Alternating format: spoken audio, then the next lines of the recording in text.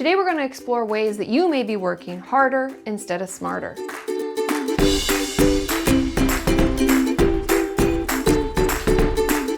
Hey everybody, my name is Kati Morton and I'm a licensed therapist, and I have a mental health channel here on YouTube where I educate people about all things related to your mental health. This series has been all about burnout, what it is, how we can recover from it, and how we can stop it from happening again. But today's video is all about how to work smarter instead of harder. One of the things I like to do as a creator, or actually it might be more of a personal thing, but I love creating lists. And one of the ways that I keep myself motivated when I'm kind of feeling like I just can't get anything done, deadlines are creeping up and I'm feeling stressed, is I like to create to-done lists. When I sit down at my desk in the morning, what have I already done? I got up, I showered. Maybe you completed something at night. Maybe you already posted on Instagram or you already tweeted something. If you already did something, put it on your to-done list and check it off. To-done lists help us feel like we've accomplished something right away.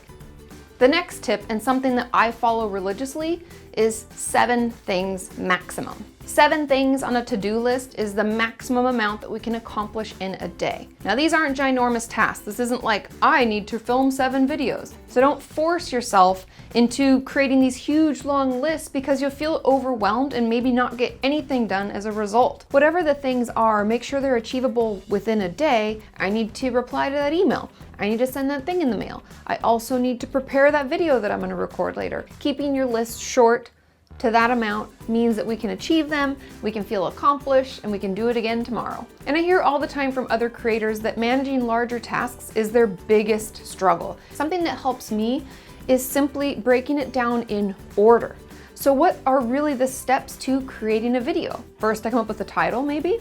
That's your first to do on your first day that week. Then the second would be, what are my main talking points for that video? Third day is, let's fill in those talking points and put together the overall structure of the video. Fourth day, film said video.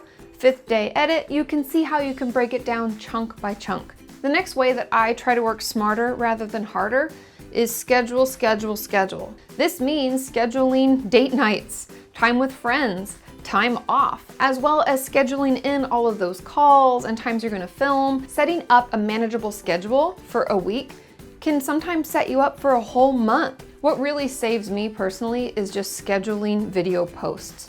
I also write my descriptions and tags out separately in like a doc, and then I copy and paste them the day before they're gonna go live or once they're uploaded. I do all of that work ahead of time so that I can actually take time off. The next saver for me is bulk film and edit.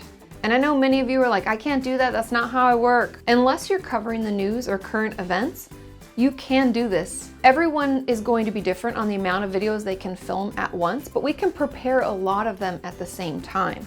Meaning, we can start off with the title. What are the titles of the videos we want to create this week or this month?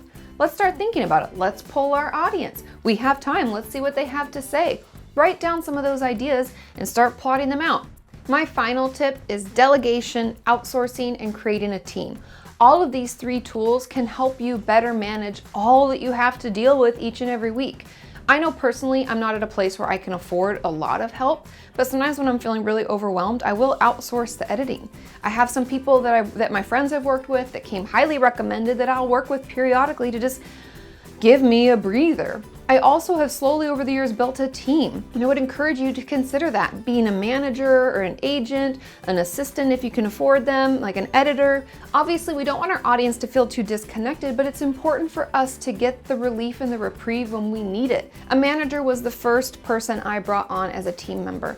And the main reason for that was because it removed me from negotiations with brand deals and other situations. I don't have to be involved, and that gave me such a relief. So considering where your pain points are can help you decide which member you should add first and which would give you the most bang for your buck. And I know many of you are gonna wonder, well, how do you find these good people? And what if I don't know anybody who has a writer or an editor or a manager? Creator events are great for this. Any event where there's a bunch of creators around, I'd encourage you to ask people. I'm always an open book, so if you see me at a creator event, feel free to ask me. How did I find my team? Who do I work with? How did that come about? Because together, we can all work smarter instead of harder. I hope you found this series helpful. If you haven't watched them all, please go back to the beginning and check out what burnout really is and what warning signs we should look out for. We also talk about ways to keep burnout from happening and how to overcome it. And now we talked about how to work smarter rather than harder. And share in the comments, what are some tips and tricks and things maybe I didn't mention that help you work smarter? Because together we're gonna learn more and we're gonna be better creators. Thanks for watching this series. I hope you found it helpful, and I will see you next time. Bye.